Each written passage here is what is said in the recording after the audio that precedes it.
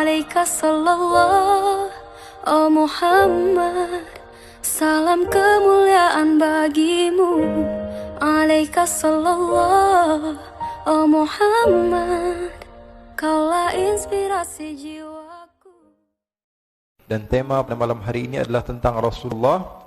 Tapi Masya Allah tadi dari sebelum lahir sampai Rasulullah wafat sudah diceritakan semua oleh Habib Muhammad bin Anis. Maka saya kira sudah cukup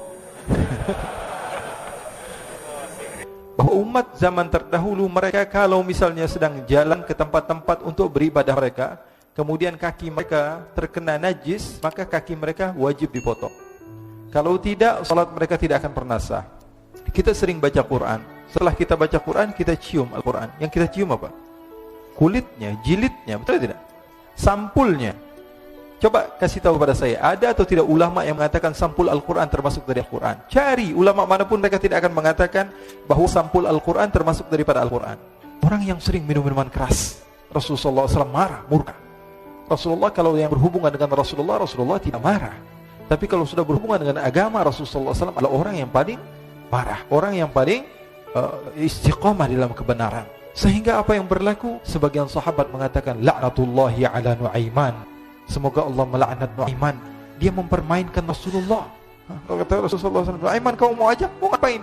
Biar seru-seruan aja ya Rasulullah. Kata Rasulullah, ya sudah, saya izinkan kamu bawa Nu'aiman. Pernah Rasulullah SAW dibawain makanan banyak, dikasih Rasulullah, dikasih sahabat semua. Semuanya sudah makan, tiba-tiba si Nu'aiman ya, sahabat Nabi Nu'aiman mengatakan kepada Rasulullah, ya Rasulullah, ini yang penjualnya, tolong kau yang bayar ya Rasulullah.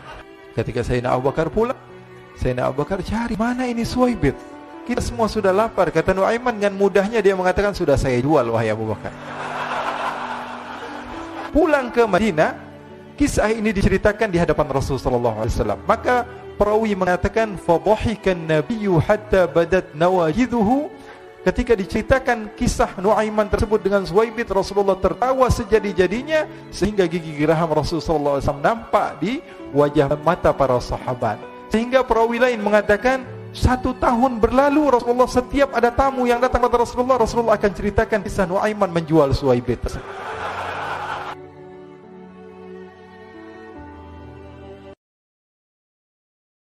Assalamualaikum warahmatullahi wabarakatuh.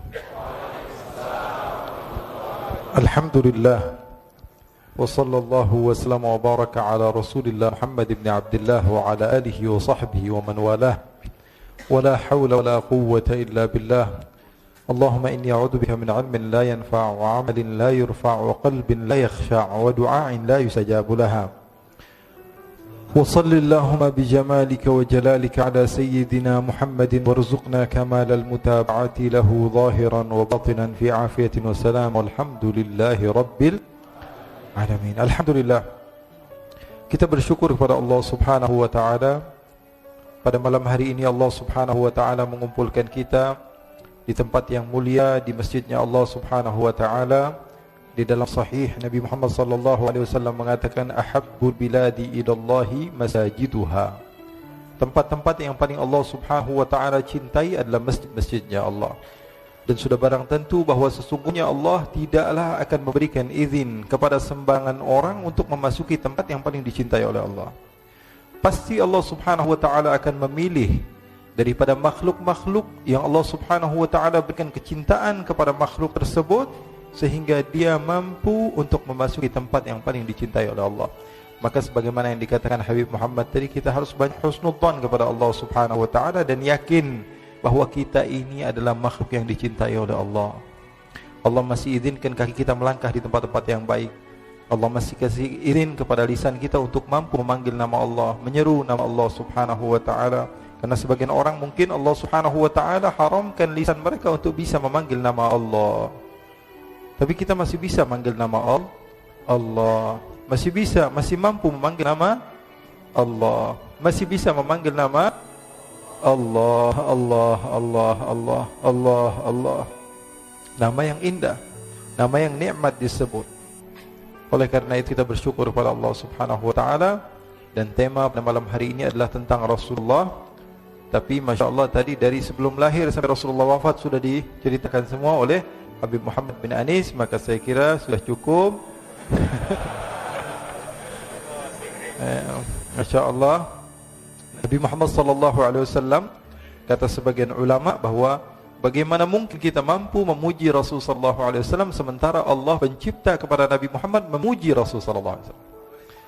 Ayo kasih tahu kepada saya, siapa yang mau memuji Rasulullah? Kalau Allah pencipta Nabi Muhammad sudah memuji kepada Rasulullah. Allah katakan, wa innaka la'ala khuluqin azim.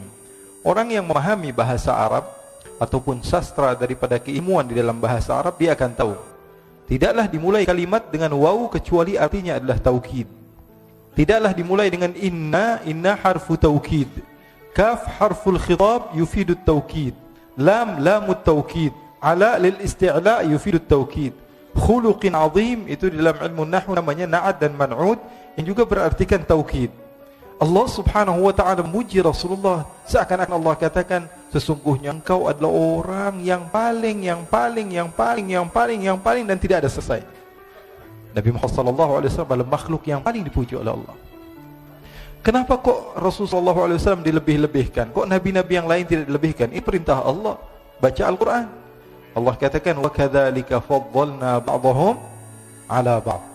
Begitulah kami, kata Allah Subhanahu wa ta'ala, kami muliakan nabi yang satu daripada nabi yang lain. Kalau ada seorang nabi berdoa kepada Allah, Rabbi syrah li sadri wa yassir li amri, ya Allah lapangkanlah dadaku, Nabi Muhammad, Allah katakan, alam nashrah laka sadrak, aku lapangkan dadamu sebelum kamu minta kepadaku, wahai Muhammad. Sallu ala Nabi Muhammad.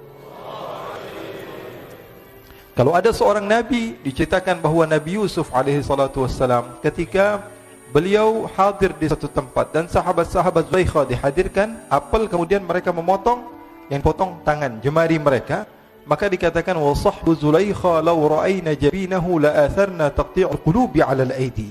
Katanya kalau yang nampak, yang hadir itulah Nabi Muhammad, bukan Nabi Yusuf, apa yang akan terjadi? Sahabat-sahabat Zulaikha akan terpotong-potong hati mereka sebelum mereka memotong tangan mereka. Sallu ala Nabi Muhammad. Kalau ada seorang nabi yang berdoa kepada Allah, mengatakan, aini anzur ilaik, baca dalam Al-Quran, seorang nabi meminta kepada Allah, ya Allah perlihatkanlah kepada saya wujudmu ya Allah. Arini anzur ilaik, apa jawaban Allah? Lan tarani walakin anzur ilal jabali fa in istaqarra makanahu fasawfa tarani. Allah Subhanahu wa ta'ala katakan, tidak wahai Musa, kamu tidak akan pernah mampu melihat kepada aku. Tapi seorang nabi yang Allah Subhanahu wa ta'ala mi'rajkan, Allah jumpakan dengan Allah Subhanahu wa ta'ala, dia masih belum yakin, apa benar saya tadi melihat Allah? Kalau Musa saja nabi yang agung, nabi yang hebat, nabi yang mulia, tidak mampu melihat kepada Allah, apakah saya mampu melihat kepada Allah? Allah turunkan ayat Al-Quran. Allah katakan kepada Nabi Muhammad sallallahu alaihi wasallam, ma kadzabal fuadu ma ra'a. Sesungguhnya tidak berdusta, apa yang kamu lihat itu adalah benar-benar Allah Subhanahu wa ta'ala. Sallu ala Nabi Muhammad. Dikatakan oleh ulama, wala in qabalta lafzata lan tarani bima kadzabal fuadu fahimta ma'na. Kalau kamu mau membandingkan ada dua ayat, ayat lan tarani dengan ayat ma kadzabal fuadu ma ra'a, maka cukup bagi kamu mengetahui derajat Nabi Muhammad sallallahu alaihi wasallam begitu tinggi. Beliau Habib Muhammad tadi menceritakan kepada kita bahawa kita ini mulia menjadi umat Rasul sallallahu alaihi wasallam. Betul atau tidak? Kemuliaan ini kita tidak akan pernah tahu kecuali kalau kita membaca. Dan kita tidak pernah merasa kecuali ketika kita tahu. Terkadang sebagian orang dia tidak merasa dirinya mulia. Kenapa? Karena dia tidak tahu dia orang yang mulia. Mutiara dia letakkan di jalanan, karena dia tidak mengenal, maka dia akan menyamakan antara bebatuan biasa, kerikil dengan emas. Bagi dia tidak ada bedanya. Kenapa? Karena dia tidak tahu. Dan kalau kamu mau membaca hadis-hadis Rasul sallallahu alaihi wasallam, kamu akan dapati bahwa umat-umat terdahulu berbeda dengan umat sekarang, umat Rasul sallallahu alaihi wasallam. Kalau umat Nabi Musa, dikatakan di dalam hadis Rasul sallallahu alaihi wasallam bahwa umat zaman terdahulu mereka kalau misalnya sedang jalan ke tempat-tempat untuk beribadah mereka, kemudian kaki mereka terkena najis, maka kaki mereka wajib dipotong. Kalau tidak, salat mereka tidak akan pernah sah. Kalau di baju mereka terdapat najis, maka baju mereka wajib dipotong. Baju tersebut sudah tidak boleh lagi digunakan. Tapi umat Rasul sallallahu alaihi wasallam hanya dibasuh saja. Kita tidak tahu kemuliaan ini. Kenapa? Karena kita tidak mau membaca. Padahal Rasul sallallahu alaihi wasallam memberitahukan banyak hal, di antaranya perempuan-perempuan daripada umat-umat Nabi terdahulu, kalau mereka sedang datang bulan, Kalau mereka sedang haid, apa yang dilakukan? Mereka harus dikunci satu kamar dan mata mereka, wajah mereka tidak boleh dipandang oleh laki-laki, walaupun suaminya sendiri. Tapi umat Rasulullah SAW, Rasulullah katakan, isna'u kulla syai'in illa nikah, kata Rasulullah. Lakukan segala sesuatu apapun yang kamu mau kecuali berhubungan suami istri. Jadi umat Rasulullah SAW begitu mulia, begitu hebat. Tapi terkadang kita tidak mengetahui kehebatan tersebut. Kenapa? Karena kurang tahunya kita di dalam kemuliaan tersebut. Oleh karena itu kemuliaan kita luar biasa. Oleh karena itu syukuri nikmat ini. Syukuri nikmat dengan keberadaan Rasulullah SAW. Bi akramir rusli kunna akramal umami. Karena Rasulullah SAW jadi mulia, maka kita jadi mulia juga. Kita ini umat siapa? Umat Nabi Muhammad. Kalau mudhaf ilaih misalnya. Baitul faqir. Bait artinya rumah. Al-faqir artinya orang miskin. Ketika rumah tersebut disandarkan kepada orang miskin, maka rumah tersebut menjadi hina. Tapi kalau baitul ghani, rumah juga, tapi disandarkan kepada orang kaya, maka rumah tersebut menjadi mulia. Umat terdahulu dan umat Nabi Muhammad SAW. Kenapa umat Nabi Muhammad SAW menjadi mulia? Karena bersanding kepada Nabi besar Muhammad SAW. Kita sering baca Quran. Setelah kita baca Quran, kita cium Al-Quran. Yang kita cium apa? Kulitnya, jilidnya, betul tidak? Sampulnya. Coba kasih tahu pada saya, ada atau tidak ulama yang mengatakan sampul Al-Quran termasuk dari Al-Quran? Cari ulama manapun, mereka tidak akan mengatakan bahwa sampul Al-Quran termasuk daripada Al-Quran. Al-Quran itu ya dari pertama tadi, ya, Bismillahirrahmanirrahim sampai Qul a'udzu birabbin nas. Sampul Al-Quran termasuk Quran atau bukan? Bukan termasuk Al-Quran. Tapi kenapa kok kita setelah membaca Al-Quran kita tutup, kita cium sampul Al-Quran? Kenapa? Karena dia mulia, karena dekat dengan hal yang mulia. Sallu ala Nabi Muhammad. Oleh karena itu ikhwani, akhwati, dimanapun kalian berada, yang menonton juga ini di alam nyata dan di alam gaib, jadi kita tidak akan pernah tahu kemuliaan kita kecuali setelah kita mengenal siapa diri kita. Oleh karena itu kita syukuri nikmat ini, dan insyaallah Allah Subhanahu wa taala berikan kepada kita keistiqomahan di dalam berjuang di jalan Allah Subhanahu wa taala. Allah Subhanahu wa taala janjikan kepada kita bahwa kita pasti akan mendapatkan kemuliaan. Allah katakan innamal izzatu lillahi wa li rasulihi wa lil mu'minin. Kemuliaan itu milik Allah, milik Rasulnya dan milik mukmin. Memang betul Allah janjikan nanti kita akan menjadi makhluk Allah Subhanahu wa taala yang paling berjaya. Tapi pertanyaannya, apakah kita ikut andil dalam kejayaan Islam? Islam pasti akan dimuliakan oleh Allah, pasti. Tapi pertanyaannya, apakah kita ikut andil dalam kemuliaan Islam atau tidak? Oleh karena itu kita minta kepada Allah Subhanahu wa taala supaya kita menjadi orang yang istiqamah dengan berkat Nabi besar Muhammad sallallahu alaihi wasallam. Ikhwani, segala sesuatu kalau berhubungan dengan Rasulullah maka akan menjadi mulia. Apapun itu. Bahkan maaf kalau kita baca sejarah Rasulullah SAW, ada sebagian orang yang hijrah dari tempat yang jauh. Contohnya daripada Habasyah, ada seorang yang bernama Bilal. Sampai sekarang namanya disebut di mana-mana. Semua orang mengenal beliau. Lebih hebat daripada siapapun di dunia ini. Sebagian orang mungkin terkenal 10 tahun, 20 tahun, 30 tahun, hilang ceritanya. Sehebat-hebatnya orang tersebut di masanya. Tapi Bilal bin Rabah, orang kampung, orang pelosok, orang pedalaman, akan tapi beliau masih dikenal karena apa? Karena menjadi sahabat Rasul sallallahu alaihi wasallam. Nabi Muhammad sallallahu alaihi wasallam apapun saja yang berhubungan dengan Rasul sallallahu alaihi wasallam akan menjadi mulia. Bahkan Allah Subhanahu wa taala ketika berbicara yang dibahas tentang Rasulullah, Allah Subhanahu wa taala bedakan cara berbicara Allah Subhanahu wa taala kepada Rasulullah, mengajarkan kepada kita bahwa Nabi Muhammad adalah makhluk yang paling mulia. Allah katakan kalau memanggil Nabi Musa ya Musa, memanggil Nabi Isa ya Isa, memanggil Nabi Nuh ya Nuh, memanggil Nabi Ibrahim ya Ibrahim, memanggil Nabi Adam ya Adam uskun anta wa zawjukal jannata, memanggil Nabi Isa ya Isa inni mutawaffika wa rafi'uka ilai, memanggil Nabi Muhammad. Apakah ada kalimat ya Muhammad di dalam Al-Quran? Coba beritahukan kepada saya. Coba sekarang buka Al-Quran, cari satu saja kalimat Allah memanggil nama Nabi Muhammad dengan nama ya Muhammad. Ada atau tidak? Tidak. Semua dengan laqab ya ayyuhan nabiyyu, ya ayyuhar rasulu, ya ayyuhal muzammil, ya ayyuhal mudaththir. Allah Subhanahu wa taala panggil nama Nabi besar Muhammad sallallahu alaihi wasallam dengan nama-nama yang agung. Bahkan Allah Subhanahu wa taala letakkan kalimat-kalimat seperti taukid tadi. Ketika Rasul sallallahu alaihi wasallam ingin dipindahkan kiblat yang dari Baitul Maqdis menuju Makkah, menuju Ka'bah, Allah Subhanahu wa taala kabulkan kepada Rasulullah sebelum Rasulullah meminta. Allah katakan, "Qad nara taqalluba wajhika fis samai falanuwalliyannaka qiblatan tardaha." Fa lagi dimulai, lam taukid lagi, nun nuwalliyannaka tauqid thaqilah lagi, kaf harful khitab lagi. Jadi artinya apa? Allah Subhanahu wa taala mengistimewakan Rasul sallallahu alaihi wasallam. Kenapa? Karena Allah Subhanahu wa taala pilih Nabi Muhammad sebagai uswah. Allah katakan Nabi Muhammad adalah apa? Uswah. Kalau di dalam bahasa Arab sebenarnya orang yang diikuti itu qudwah. Qudwah itu apa?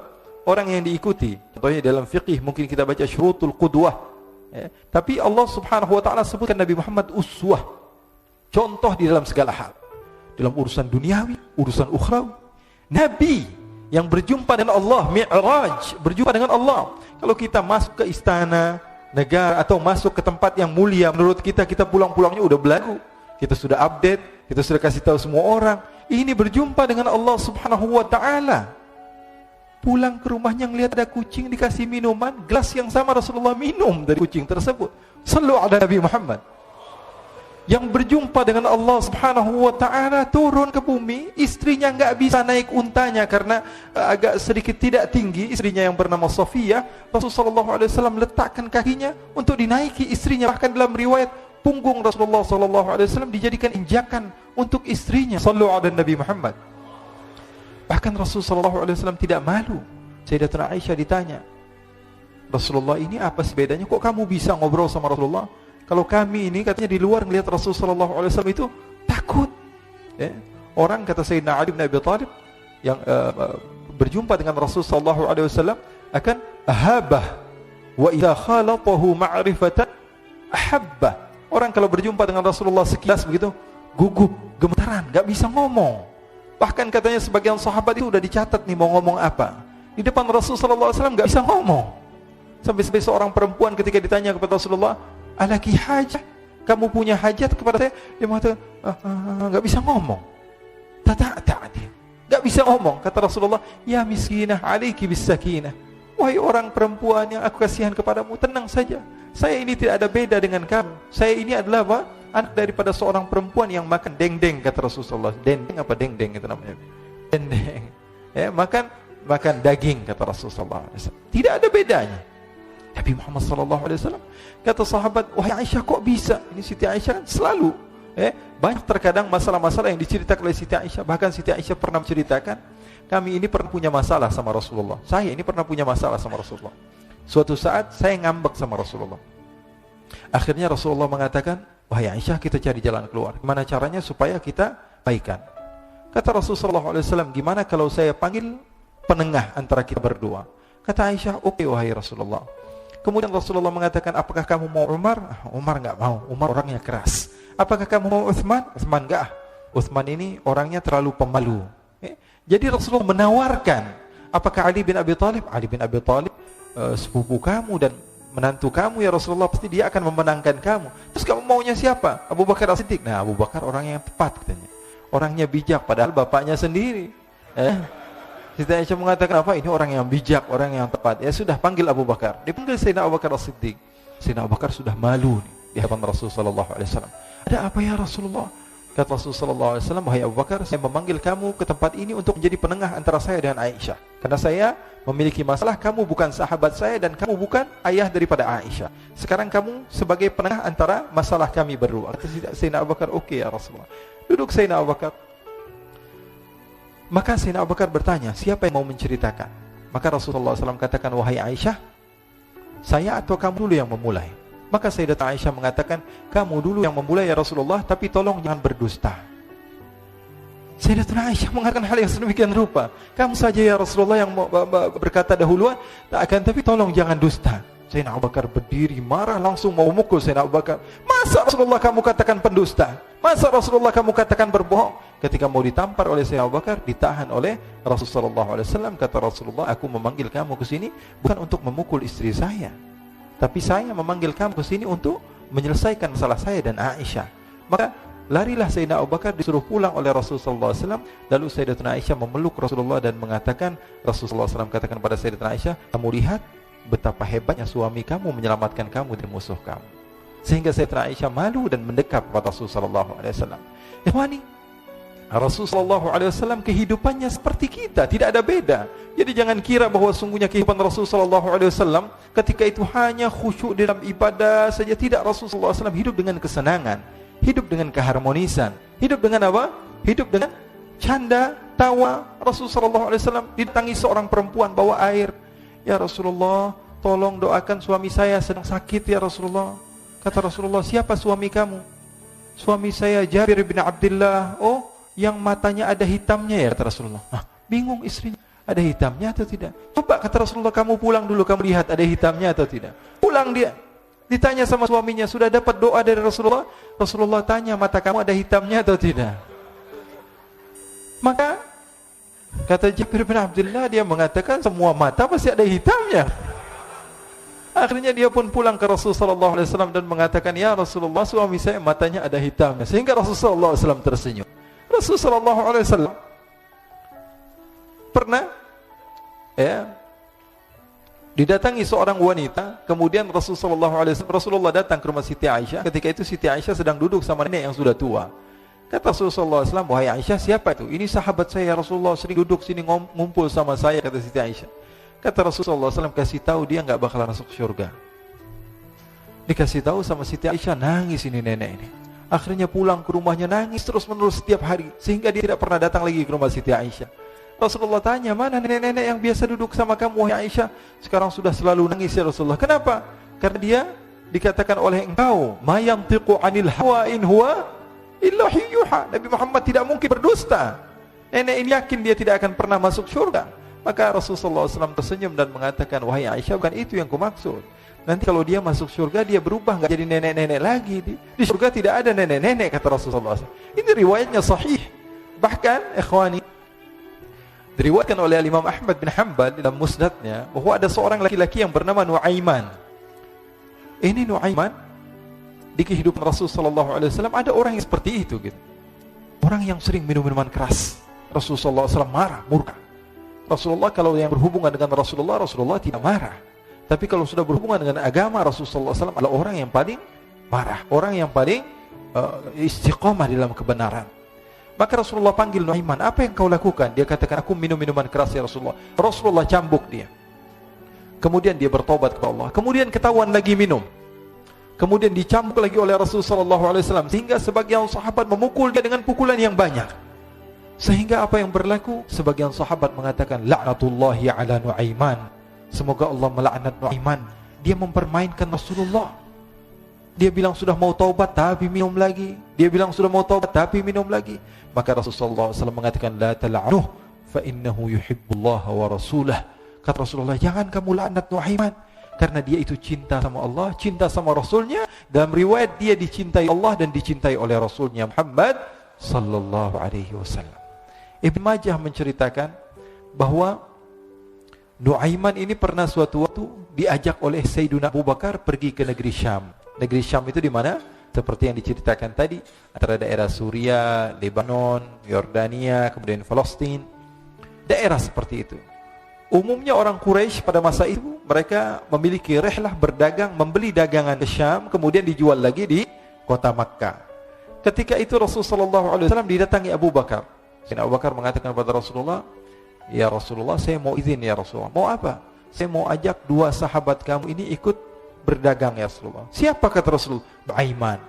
Kata Rasulullah SAW, Nuaiman kamu mau ajak? Mau ngapain? Biar seru-seruan aja ya Rasulullah. Kata Rasulullah, ya sudah, saya izinkan kamu bawa Nuaiman. Ketika itu Sayyidina Abu Bakar membawa Nuaiman sama satu sahabat namanya Suwaibid ibn Harmalah. Siapa namanya? Suwaibid ibn Harmalah. Ini sahabat Rasulullah SAW yang memiliki sifat yang berbeda-beda. Kalau Nuaiman ini aneh.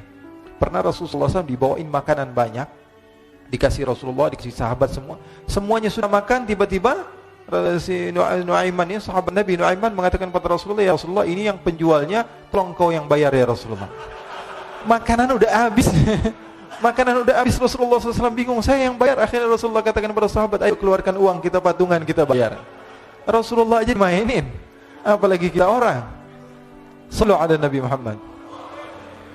Nuaiman diajak Sayyidina Abu Bakar. Kata Rasulullah SAW, benar kamu mau ajak Nuaiman? Iya ya Rasulullah. Diajaklah. Diceritakan dalam riwayat Ibn Majah, diceritakan juga di dalam Siyar A'lam Nubala, diceritakan juga di dalam Musnadnya Imam Ahmad bin Hanbal, dalam riwayat Imam Ahmad bin Hanbal. Maka diceritakan Nuaiman diajak oleh Sayyidina Abu Bakar sesampainya di negeri Syam, semua dibagi tugas. Fulan bin Fulan kerjaannya ini, Fulan bin Fulan kerjaannya ini, semua memiliki kerjaan. Nuaiman tanya, wahai Abu Bakar, kerjanya saya apa wahai Abu Bakar? Kata Sayyidina Abu Bakar, kamu mau ngapain terserah kamu wahai Nuaiman. Yang penting kamu ikut saya kan. Kemudian satu di antara mereka namanya Suwaibit ibn Harmalah. Ditanya oleh Sayyidina Abu Bakar, wahai Suwaibit, kamu mau kerjaan apa? Kata Suwaibit, terserah kamu wahai Abu Bakar. Kata Sayyidina Abu Bakar, kamu menjaga makanan, karena saya tahu kamu ini adalah orang yang senantiasa menjaga amanah. Suwaibit ini kalau disuruh maju dia maju, disuruh mundur dia mundur, disuruh ke kanan dia ke kanan, disuruh ke kiri dia ke kiri. Orang yang ikut aja. Kalau Nuaiman beda, disuruh maju dia ke belakang, kasih sen kanan ke kiri belok. Nuaiman itu orang yang berbeda. Maka Suwaibit mendapatkan tugas, semua mendapatkan tugas kecuali Nuaiman. Sehingga ikhwani, apa yang berlaku, apa yang terjadi?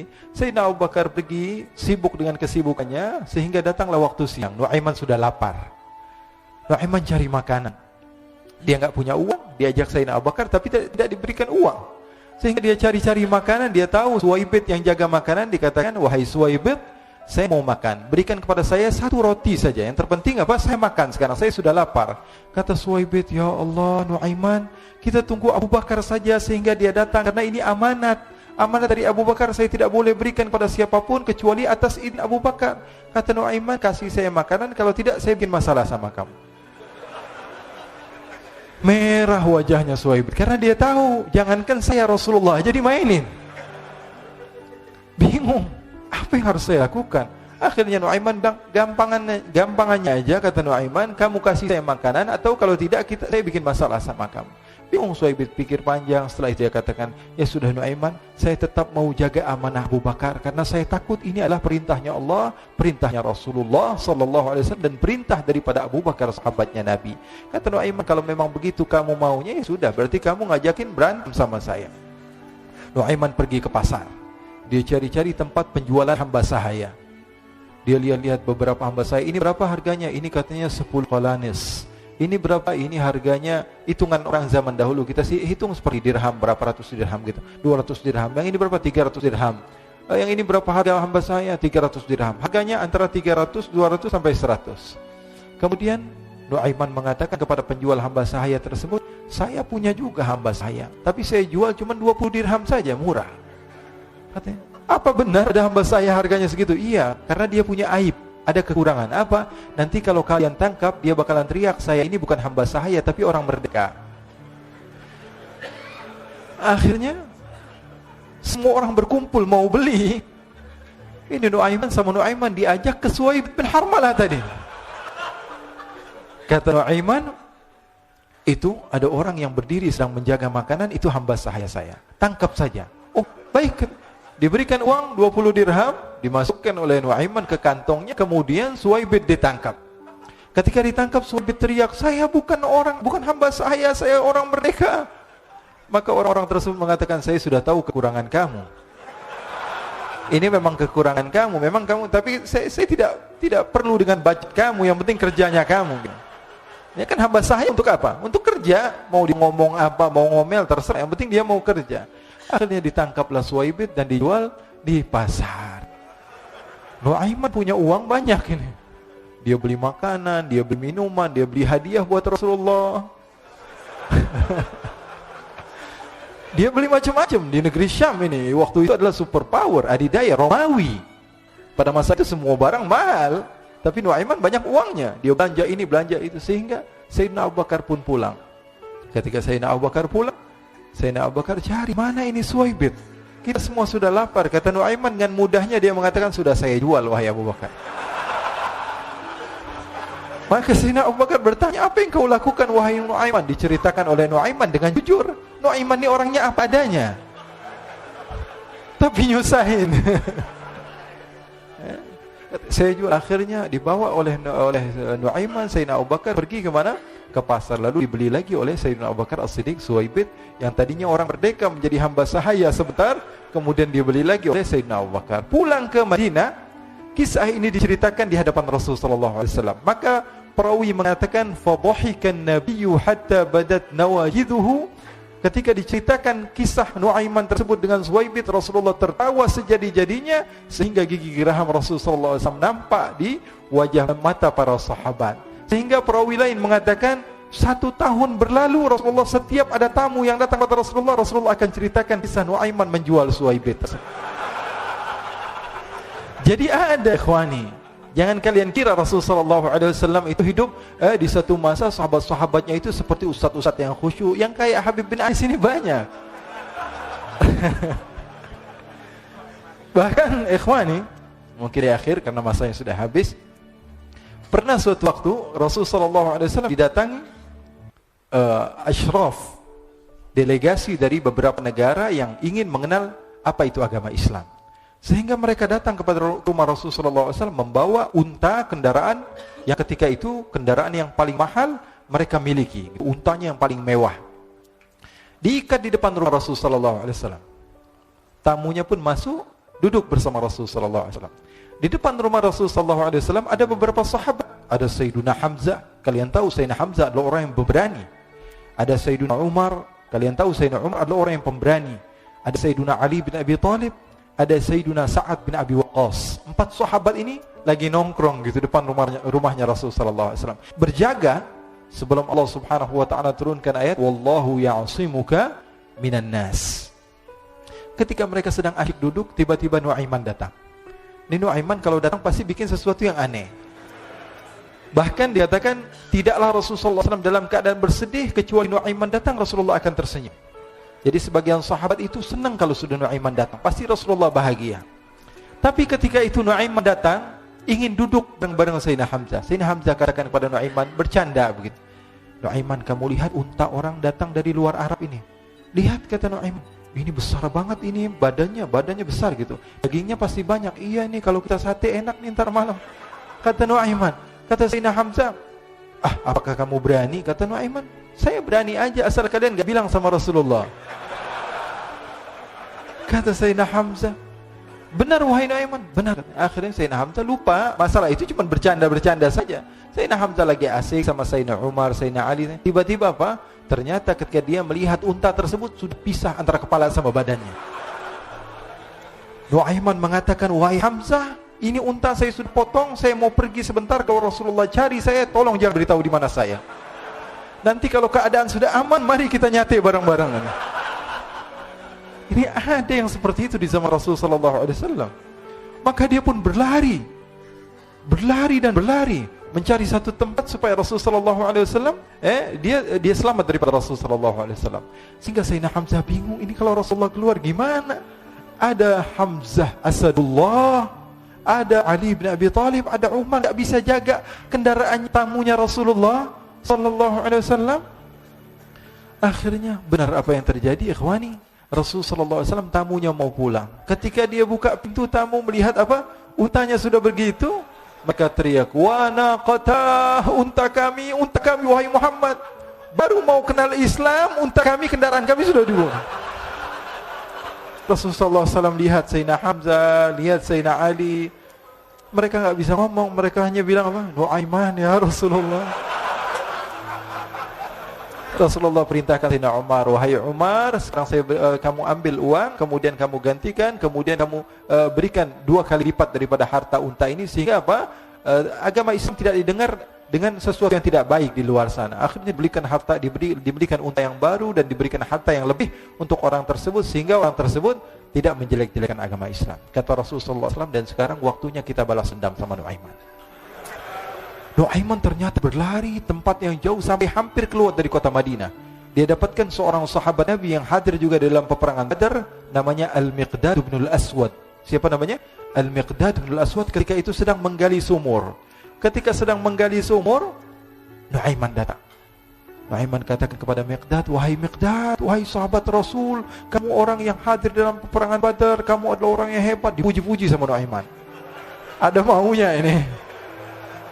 Akhirnya dia bilang, wahai Miqdad, tolong saya. Kenapa wahai Nuaiman, kamu ini kekasihnya Rasulullah, orang yang disayang sama Rasulullah. Kenapa?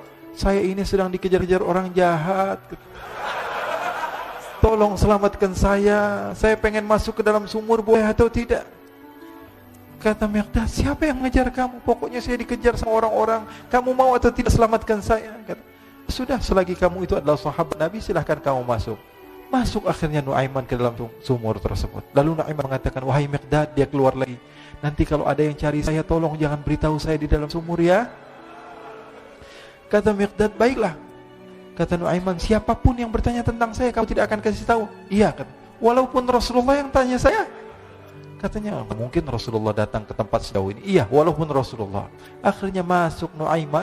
Setelah beberapa menit, Rasulullah dan rombongan benar datang. Miqdad bingung ini. Ini kenapa Rasulullah datang ke RW kami nih? Ada apa yang Rasulullah sampai sejauh ini? Ditanya, ya Rasulullah, ada apa ya Rasulullah? Kata Rasulullah, saya cari Nuaiman. Di mana Nuaiman? Inna lillah, kata Miqdad. Enggak dijawab ini Rasulullah. Kalau dijawab saya ingkar janji. Akhirnya apa dia katakan? Wahai Rasulullah, mata saya tidak memandang kepada Nuaiman, tapi tangannya nunjuk ke dalam sumur.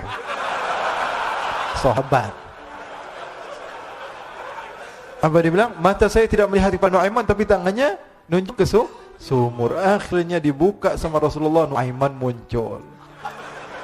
Kata Rasulullah, Nuaiman, kamu bikin malu saya, wahai Nuaiman. Ya Rasulullah, yang bersalah bukan saya, tapi orang yang mencari saya bersama kamu, ya Rasulullah. Akhirnya Rasulullah nengok, siapa? Ternyata Nuaiman sudah lari kabur. Sallu ala Nabi Muhammad. Kisah-kisah seperti ini sebenarnya banyak sekali, ya. Ini menunjukkan kepada kita bahwa kehidupan Rasulullah itu begitu indah. Rasulullah SAW, kalau kamu mau menjadi orang yang baik, contoh Rasulullah. Mau menjadi bapak yang baik, contoh Rasulullah. Mau menjadi pemimpin peperangan yang baik, Rasulullah. Mau menjadi murid yang terbaik, contoh Rasulullah. Bagaimana akhlak Rasulullah. Mau menjadi suami yang baik, contoh Rasulullah. Dalam segala hal, apapun itu Rasulullah SAW adalah makhluk yang paling terbaik. Oh, kok ini berlebihan dalam memuji Rasulullah? Emang diperintah Rasulullah. Di dalam Bukhari, Rasulullah SAW katakan, la tuturuni. Ini dalil sebagian orang yang melarang kita untuk banyak memuji Rasulullah. Apa tuturuni? Al-mubalaghatu fi tsana. Berlebihan di dalam memuji Rasul. Katanya enggak boleh. Baca hadis Bukhari, kata tidak boleh berlebih-lebihan di dalam memuji Rasul. Baik. Memang itu hadis Rasulullah, tapi tolong teruskan hadisnya. Rasulullah katakan apa? La tuturuni kama arratin nasara Isa bin Maryam. Jangan berlebih-lebihan di dalam memujiku, tapi ada terusannya. Seperti orang-orang Nasara memuji Nabi Isa. Mafhumnya apa? Rasulullah memberikan batasan. Arti daripada berlebihan itu ketika menjadikan Rasul sebagai Tuhan. Mafhumnya apa? Mafhumnya bagi orang yang pintar, bahwa mau puji Rasulullah, puji semau kamu, yang terpenting jangan jadikan Tuhan. Jangan dijadikan Tuhan. Kalau ada seorang yang mengatakan jalasa Zaidun, Zaid sedang duduk, apa yang kalian pahami? Ada seseorang yang bernama Zaid sedang duduk. Itu pemahaman kita biasa. Tapi orang yang ahli mantiq, orang yang pandai, dia ketika mendengar tulisan jalasa Zaidun atau ucapan Zaid sedang duduk, yang dia pahami apa? Zaid sedang tidak berdiri, Zaid sedang tidak berlari, Zaid sedang tidak bermain bola, Zaid sedang tidak berjalan-jalan, Zaid banyak artinya. Maka insyaallah kita termasuk orang-orang yang Allah Subhanahu wa taala berikan kemudahan di dalam mencintai Rasulullah SAW, diberikan jalan supaya kita senantiasa dicintai oleh Rasulullah SAW. Siapapun itu yang hidup di masa Rasulullah SAW memiliki kelebihan, memiliki kekurangan, tapi semua orang yang hidup di zaman Rasul adalah orang yang memiliki kelebihan. Rasulullah tidak pernah memandang mereka dengan pandangan yang hina. Siapapun, sekelas Abu Bakar, sekelas Umar, sekelas Nuaiman, semua di mata Rasulullah SAW adalah orang yang bersaksi bahwa tiada Tuhan selain Allah dan Nabi Muhammad adalah utusan Allah. Ini yang kita contoh. Poin yang saya ingin sampaikan pada kalian itu saja sudah. Jangan pernah menganggap remeh manusia siapapun itu. Nampak dia adalah ahli minuman keras, akan tapi dia cinta sama Allah, dicinta oleh Allah. Cinta kepada Rasul, dicinta oleh Rasul. Oleh karena itu jangan pernah menganggap remeh siapapun, karena bisa jadi orang yang kamu hina adalah orang yang lebih mulia dibanding kamu. Ini saja dari saya. Wassallallahu bijamalika wa jalalika ala sayyidina Muhammadin warzuqna kamalal mutaba'ati lahu zahiran wa batinan fi afiyatin. Wassalamu alhamdulillah rabbil alamin.